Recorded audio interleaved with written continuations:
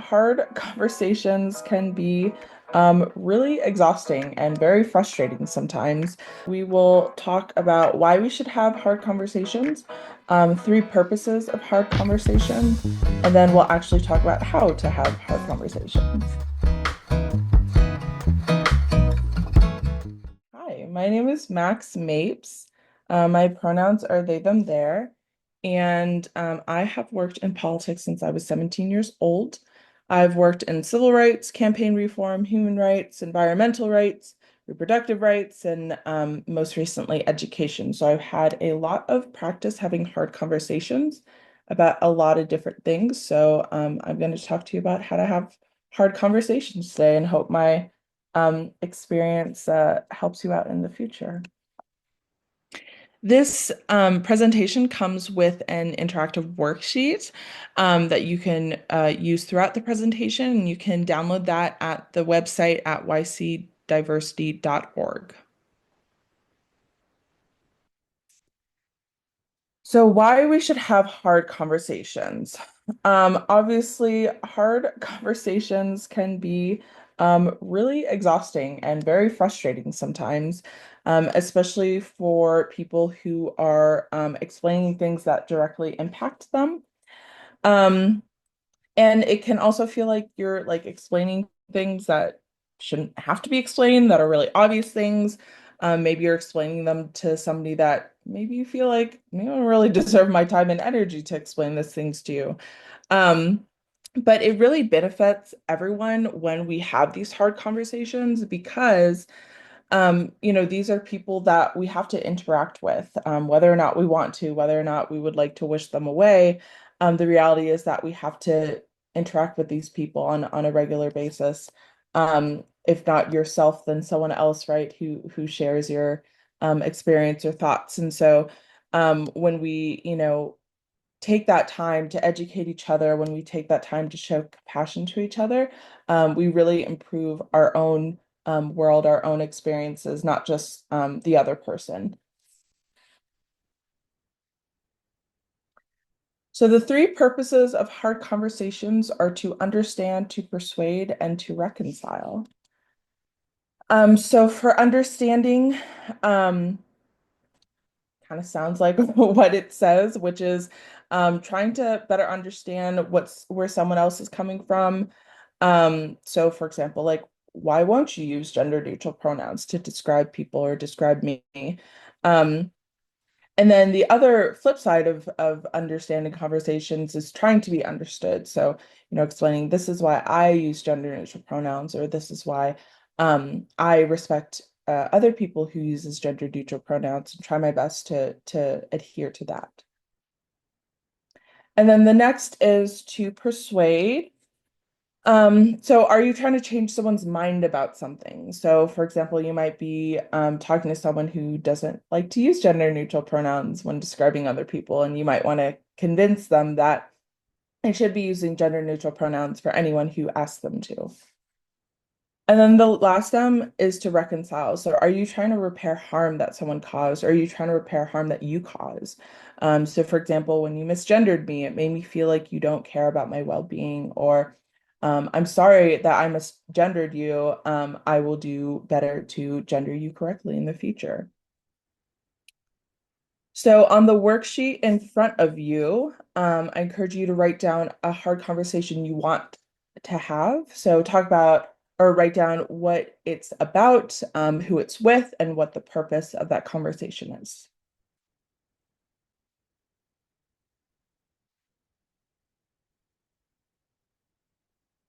So I've also broken down hard conversations into three phases. So the first is to decide, the next is to plan, and the next is to talk, to have that conversation.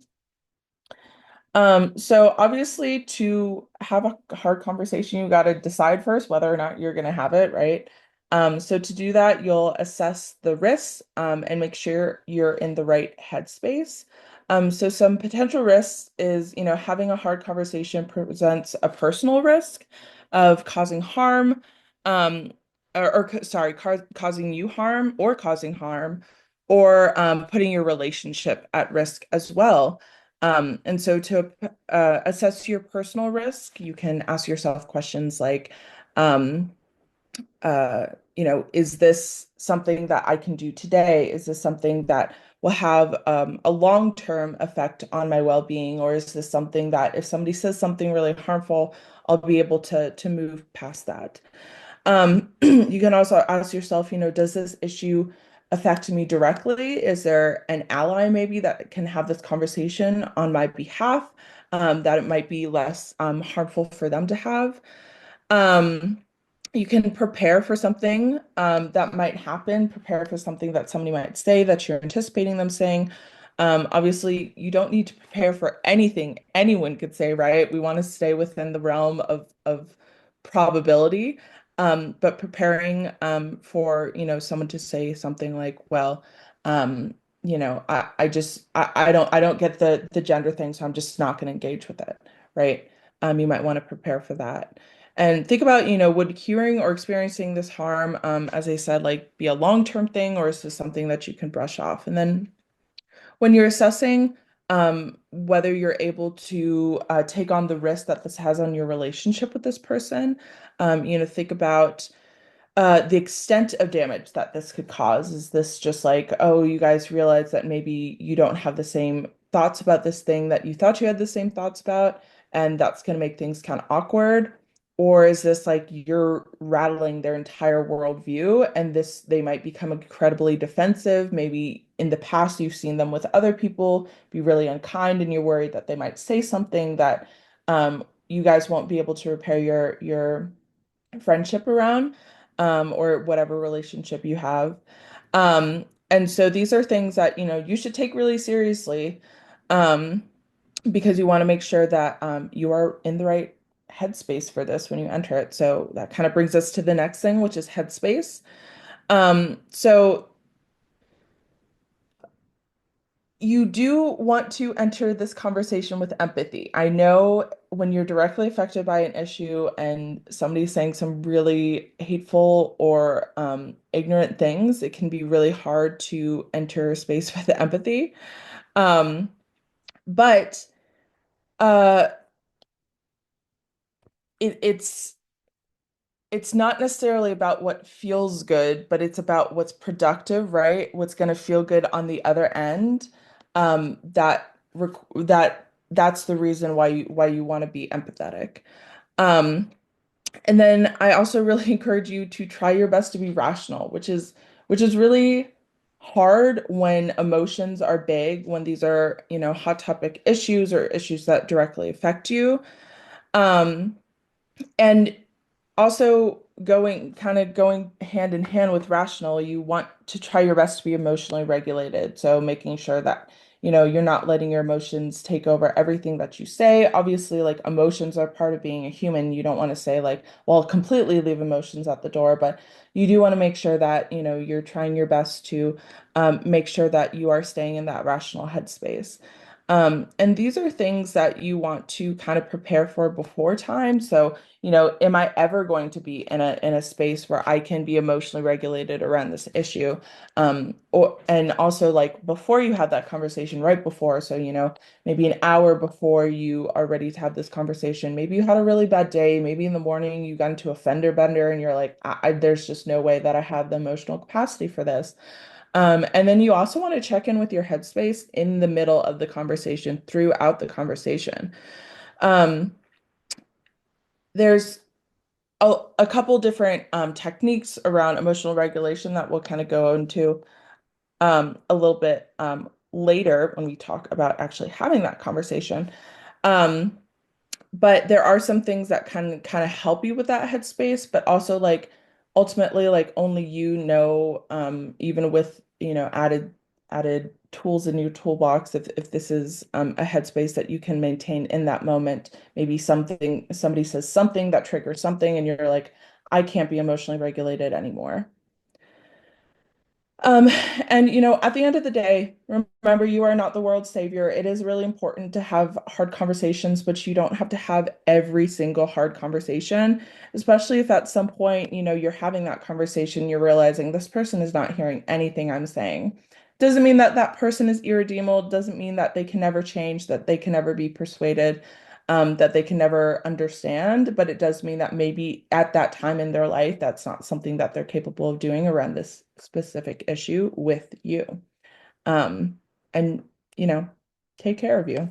So if you decide that you do want to have this conversation after you've gone through kind of that decision matrix, you'll want to try to find a place where you both feel comfortable and, aren't concerned that others will overhear you, either because it's not that big of a conversation or because there's a lot of space in between you and other people, or it's not very crowded. And you'll want to make sure that, you can either hear each other, see each other, depending on how you're communicating, whether it's with your mouth or your hands.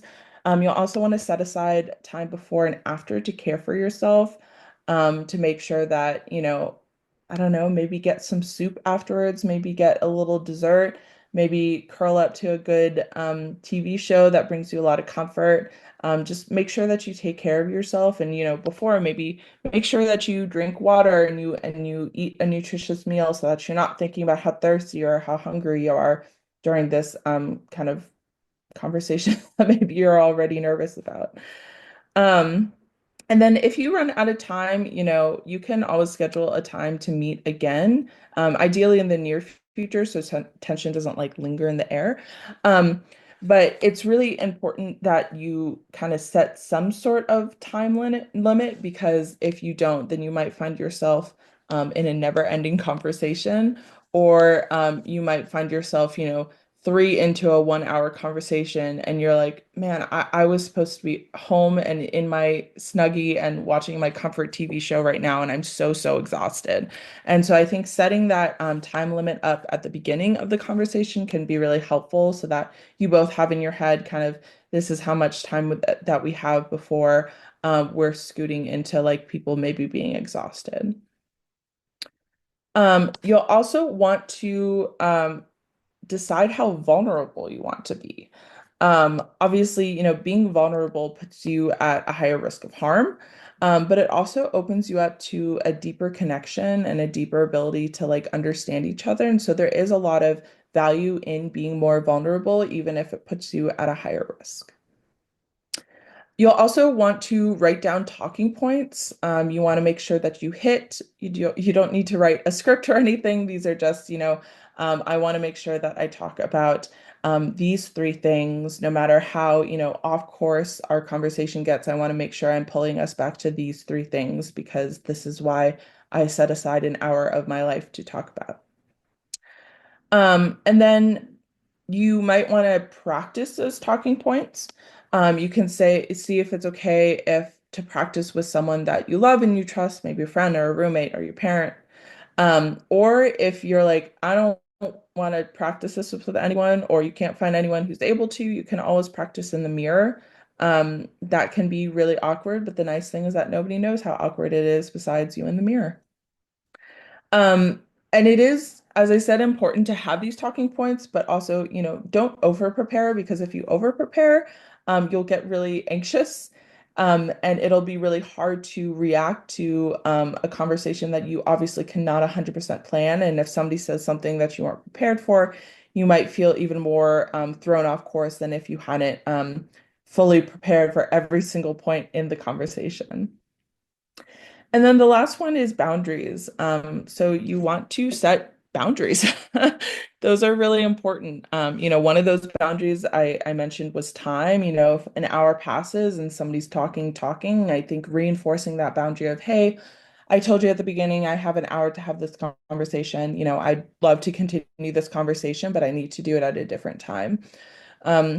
Think about maybe if there are any words that are off limits. Words can be really triggering, and so making sure that you guys are using the same vocabulary. If there are specific words that, you're like, this is going into, harmful, hateful territory, making sure that you guys are on the same page about that. Also, if this is somebody that you have a prior relationship with, which hopefully you are. We'll talk more about the backfire effect and a little bit later, but you you should probably plan on having this conversation with someone you have a prior relationship with. Are there any experiences that you've shared before now that are, off limits that you don't want to talk about in this conversation that, you shared um, in a place of vulnerability that you're not ready to reopen right now? And then what will you do if you feel that the other person isn't being compassionate, they're not being rational, they're not being emotionally regulated? Are you going to, name that and say, we can, pause right now, we can both go on a walk? Are you going to name that and say, we can't have this conversation anymore? Are you going to name it and say, we can just take a breath and move on? How many times are you willing to name that before you say, this is not the time to talk about this? You can also talk about whether it would feel better to speak back and forth, kind of just like a natural conversation, or do you want to kind of split things into two parts where one person talks and then finishes kind of everything that they have to say, and then the other person can talk and finish everything that they have to say so that you don't feel like you're interrupting each other. If you do plan on doing that, are you guys going to time each other so that you make sure that you have equal time and space? Or is it just kind of going to be like what naturally feels good? And also, like, if you're responding to someone who's saying like a lot of things in a large chunk of time, is it okay to write down notes to make sure that you're responding to what they say? Or would that feel like you're recording what they're saying and they're a little bit nervous about having that recorded? Um, And then finally, make sure that you enforce those boundaries. It's really hard to keep your boundaries. In my experience, a lot harder to enforce boundaries than it is to set boundaries. But the point of setting boundaries is so that you can later enforce them, right? Um, yeah. And so next we have our next activity, which is on the worksheet again. Um, So we will do a little bit of planning of our upcoming hard conversation.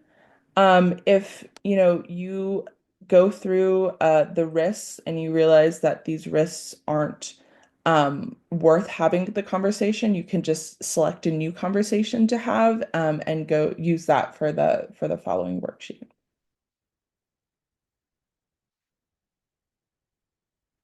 So the first type of conversation we will talk about is talking to understand. So when we talk to understand, we are listening to learn. We are not listening to respond. Um, we want to do that by asking open-ended questions, um, by asking clarifying questions, by acknowledging what somebody's saying. You can, throw in mm-hmm or a nod. Um, and repeating back can also sometimes be helpful. So, if somebody says, I experienced this, saying, okay, what I heard is that you experienced this, was that correct? To make sure that you're not misunderstanding what they're saying. Um, the next thing you want to do is put yourself in their shoes, even if they stink. Empathy is not the same thing as sympathy. You don't have to feel bad for somebody to understand where they're coming from.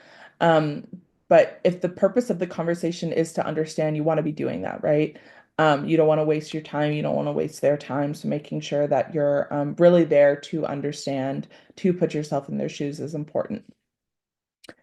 Um, and I've said this before, I will say it again in the future. Maybe this is not the right time to have this conversation. Maybe you started it and maybe you realize that the shoes are certainly too stinky and you're not able to put yourself in the headspace that you need to be part of this understanding conversation. Or maybe that it's something's come up and something that they said, triggered you and you don't want to have that conversation anymore, and that's okay.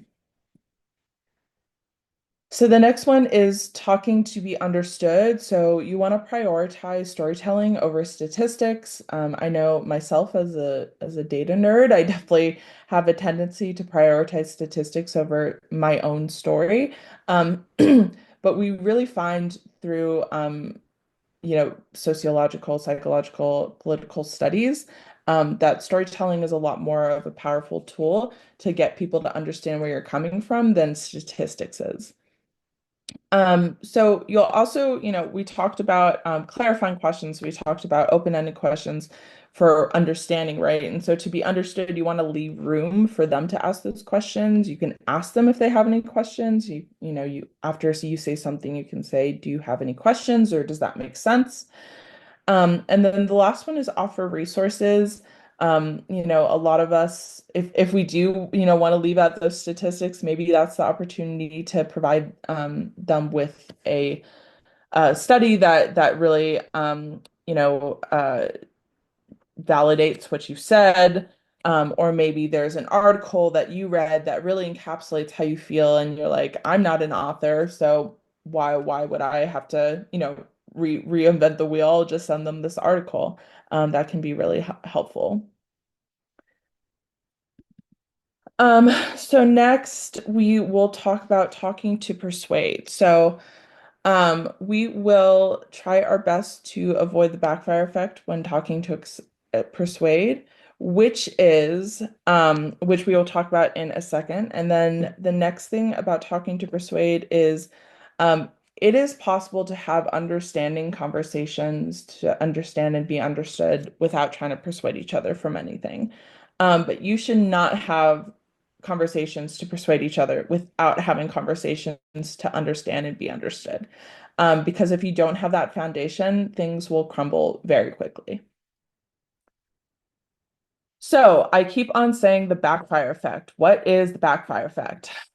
So this is a very interesting kind of human phenomena discovered by, several studies around how to combat misinformation. And it found that misinformed people are actually more confident in their misinformation when they're provided with corrective information. So when they're corrected, they are not like, oh, that was a mistake, that was misinformation. Now I have this new information, I'll go forth with this in the world. They say, no, whatever new information or corrective information you provided me was actually wrong, and you are now a distrustful person or an untrustworthy person. But there are things that, make it worse and make it better. So one of the things that makes it worse is if that misinformed person is really passionate about the misinformation that they have. Maybe it's around, the effect of hormones in trans people, right? How that affects their um, ability to play sports, which we know is not, well, maybe we all don't know, but I should say a lot of people, a lot of scientists know that that's just simply not true. We know that, there's a lot of variation in hormones around cis people as well. Um, but that misinformed person might feel really, passionate about this issue of trans kids in sports, and so they might be even more defensive. There's also, a what am I trying to say? Like a negative when it comes to correcting um, a person if you're a stranger. So, you can see this a lot with like news anchors. If, somebody watches Fox all the time, they go on CNN and they see some random ass news anchor, like there's a low chance that this person is going to be like, oh, well, this person knows what they're talking about because they don't trust this person in the first place. And then the next is if the information is fact-based. So this is why I talked about storytelling over statistics, right? Is that unfortunately data does not swing people the same way as stories do. And so the thing that can really combat the backfire effect is having hard conversations. So having these one-on-one hard conversations with people that you already know, with people who you already have a foundation of trust with, that, will enter that space with empathy because they love you, right? Because they care for you. That is a really great way to, manage this backfire effect. So let's talk about why you should listen, right? So we talked about listening to understand, but listening isn't just about, wanting to understand someone when you're in the phase of persuasion. You still want to listen, but there might be other motives. So the first is, assessing where somebody's at, right? Like you we talk about meeting people where they're at. Well, you can't know where somebody's at until you've listened to them, until you've understood them, until you've talked to them. Um, and then the next is you might find common values to return to. So maybe you guys share a couple of common values or a couple of opinions, and when things get like really contentious, you can bring you two back to these common values, to, reestablish a sense of unity. And then, listening to people really disarms them, right? When you come in and you're like hot and you're just coming with your opinions and you haven't taken any moment to listen to them or hear where they're coming from, there's immediately going to be a wall. And so when you start that conversation off with listening to them, you kind of prevent that wall from being built, by showing them that this is a conversation, it's a two-way conversation, it's not just talking at someone, and they'll be a lot more interested in having that conversation.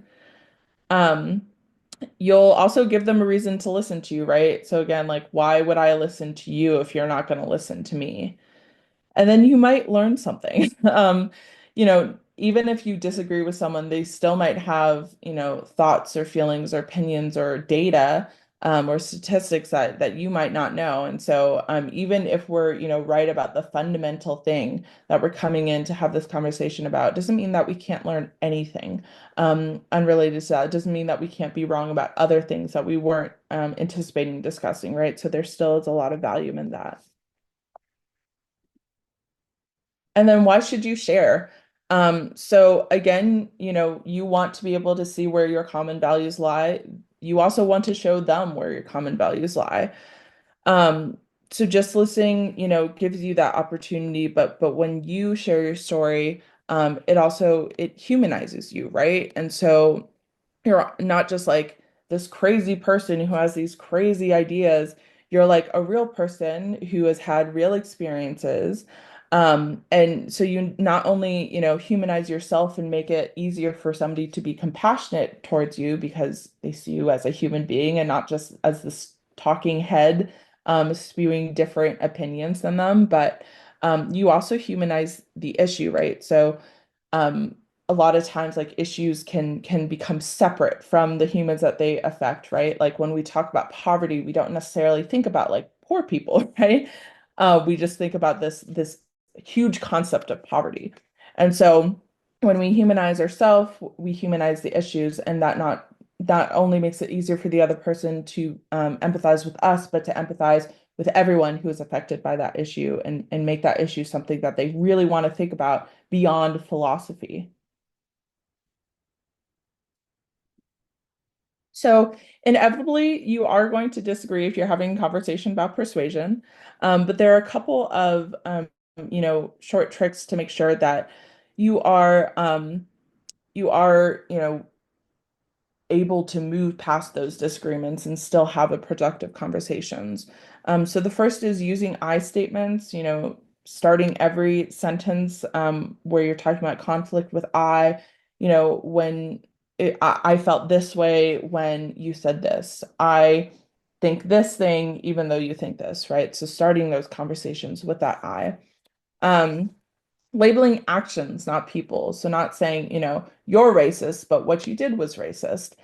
Because once you start labeling people, people get really defensive because you've put them in this box, and now instead of allowing them to have this experience and then move past this experience and continue to grow, they now feel like they have to completely reject that they're in any box ever. And so you go from, "Oh, okay, well, let's assess what you did," to them being like, no, I'm not a racist and you can't call me racist and now I'm leaving. Um, it also helps as far as you can, which is very difficult, to take morality out of it as much as possible. So again, like going back to that storytelling, going back to this is how it affects me, this is how it hurts others, as opposed to what you're doing and what you're saying is bad. And like any conversation, hard conversations can go a little bit off the rails. And you want to try your best to stay on topic. Again, because you want to be mindful of the emotion, or the emotional energy that you're putting into this. And also you wrote those talking points. You want to go through those, get through those talking points. Um, and it's, totally valid that conversations go off in different, worlds. We, with intersectionality, we understand how so many things interact with each other. And I think, making sure that you say like, this is something, this is also important. I don't want to talk about this, but maybe this is a conversation that we can have next time we get coffee. Um, might be helpful to make sure that you get through those talking points. And finish on time. And then, as I said before, hold your boundaries, right? So, it's hard when things get more and more emotional, to not just be like, well, I'll just get through this one conversation or this one sentence or this one tangent. But if you said, if somebody uses a specific word, and even if you want to get through that conversation, like you set that boundary, you said that they couldn't say that word. So decide what you want to do with that, what holding your boundary looks like. But don't just brush past it. The whole point of setting boundaries is that these are things that you really care about. Um, and then also as far as emotional regulation goes, we talked about earlier that we want to make sure that we stay as emotionally regulated as we can. Some things that are really helpful is breathing. So you can look up various breathing techniques online. They are really good at regulating your nervous system, which is kind of like what puts you into those big emotions. I'm a big believer in you regulate your nervous system first and then your mind, not the other way around. That doesn't mean that that's objectively true. That's just what I believe. And so I think another thing that's really helpful is going for a walk, um, getting a little blood flow going, and also like stretching so you can like feel a little bit more embodied. A lot of us kind of on a very subtle level can start disassociating if we get triggered, whether it's a small trigger or a large trigger. Um, and so getting back in your body can be really helpful in remembering that you're like physically safe in this very moment. Um, Even if your emotions are starting to get big, can bring you back a little bit more down to smaller emotions. So we also talked about reconciliation, right? That was the last hard conversation. And so, inevitably when you have hard conversations, there is going to be harm caused. You're going to cause harm, or somebody else is going to have harm caused to you. And when you are harmed, that's why we talked about the boundaries of like what does that look like. Um, but we haven't talked yet about if you harm, right? Which again, like it is likely. That's just how big, heavy conversations go, and it might be small harms. Like you said something with a a little bit more anger than you anticipated, or it might be big harms where you said a whole paragraph of things that were really unkind. Um, so it's important to know, going into this hard conversation, how to take responsibility for that harm through apologies. Um, so these, apologies can look different to different people. I personally take the, restorative justice framework when going into my apologies. So I start with those principles, which is, everyone has been harmed and everyone has caused harm. And, in the future, also everyone will be harmed and everyone will cause harm. We have all been victims. We've all been perpetrators. Um, you also want to center, the needs and wants of the harmed person when you're talking about what your apology looks like. And then when you are asked, if you come to a point where you want to ask somebody for an apology, it's important to remember that the person who caused harm must want to repair harm. If they don't want to repair harm, more harm can be caused by that, by asking them, by being vulnerable and saying, I would like this thing. Can you please, meet my need? And to have that be like, no, can be really hard if you go even more past that and you become more and more vulnerable. That can be really, really hard. So if you are asking for an apology, make sure that the other person wants to repair harm, um, even if they should, right? Unfortunately, we can't control other people's actions, right? And if you decide that you want to apologize, you also want to make sure that that do you really want to repair harm, or do you just kind of want to get out of this awkward situation? And if it's the latter, then make sure that you're not doing some sort of like performance of an apology, which actually we'll talk about a little bit in a couple seconds. So how to apologize. So there's a couple of processes as well, usually the harmed person starts kind of with the acknowledgement process is like, ooh, wait, you said that and I really didn't like that, right? Because often we don't know when we're causing harm. But if for some reason, in the middle of, saying what you're saying, or at the very end you realize that what you said was not the way that you wanted to say it, or that you think that it came off the wrong way, um, you should definitely start that acknowledgement process. So, you can say something like, ooh, the way that I worded that was not what I meant. And you can try rewording it. You also want to reflect on what happened. So if it was a minor harm, this might be, zero point 0.5 seconds of reflection of, oops, I used that word that you asked me not to use. I'm really sorry. Let me rephrase this. Or maybe it's a major harm. Maybe somebody was like, actually, what you said makes me not want to be friends with you. And you got to take maybe a couple hours or a couple days to think through, like, why did that hurt that person so much? Um, and then, of course, you will want to apologize, right? And then lastly, you'll want to commit to not causing harm in the same way. There's no way that you can never cause harm again, right? But what you can do is learn from that specific lesson on how do I not cause harm in this specific way in the future with this specific person. And usually that comes with an action plan that can kind of be as general or as specific as you want, but you don't want to just like wish that into existence. You want to really think about how you can prevent causing that harm again in the future. So there are two types of apologies. There's bad apologies and there's good apologies. So bad apologies, you can think of them as like performances, and they're meant to protect the ego and the reputation of the person who caused harm. So they don't want to feel bad anymore if they don't want, anyone finding out that they caused harm, and so they think that apologizing will make this person tell less people.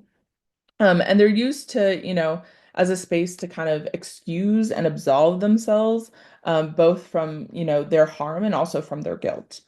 Whereas good apologies, they're expressions of radical vulnerability. And by that, I mean like owning up to things is very vulnerable. Saying I am a person capable of making mistakes and I made this mistake, is a very vulnerable place when we're, brought up in a perfectionist society where you're not allowed to make mistakes ever, or you're a failure and you're bad.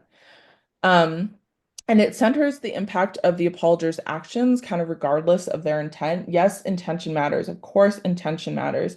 But intention can be as good as you want it, and the impact doesn't change. You need to, take full responsibility for that impact and understand that at the end of the day is the more important thing, even if intention is important as well.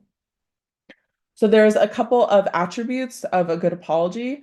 The first one is that it is consensual. So it's only given if the person receiving the apology wants one. So, again, a minor thing, you might not ask for that consent because, it's not a huge apology. But if it's something bigger, you might want to say, hey, I know that I really harmed you the other day, and you said that you didn't want to be friends. I wanted to see if you were open to me, expressing my uh, regret about what happened, or if you just don't want to talk anymore. Um, the next one is that it's appropriate, right? It's delivered at the right time in the right place. If you've really hurt someone, you might not want to invite them to like a super loud bar during a football game and be apologizing to them, right? Like that's a weird vibe. Um, the next one is that it names the action and impact specifically, right? You're not just like generally sorry that I hurt you. It's like sorry that I said this specific thing and that you said that it caused this specific harm. The next is that it's reflective, right? So it demonstrates that you like really thought about this and that you understand why what you did was wrong. You're not just like, oh, sorry you reacted that way. You're like, sorry that my, words had this impact that I've now understand and will not do in the future because I understand how horrible that impact was. And you take full responsibility for that impact as we just talked about, intention matters, but impact matters more. And the last is that it's selfless. Obviously, nothing, well, not obviously, but I feel like nothing is entirely selfless, right? Like the reason why you want to apologize to this person is probably partially so you can repair your relationship because you value the relationship. You want to continue having a relationship. Um, but at the end of the day, this apology is for the other person. And that means that you have to be ready for the other person to not accept your apology, which is also a really, really, really hard thing to, put in this work of reflecting and being radically vulnerable and putting yourself out there and having that rejected can be really hard, but that's what it means to have a good apology. It's that's not about you. That's not about you feeling good and you getting what you want out of this. This is about making the other person feel better about what happened and allowing them to have closure and move on from the harm that was caused to them. So that is all I have for you today. Thank you so much for taking the time to talk with me about how to have hard conversations. I really appreciate you opening yourself up to something that's very vulnerable, and I really hope that this is helpful for you in the future in having your hard conversations.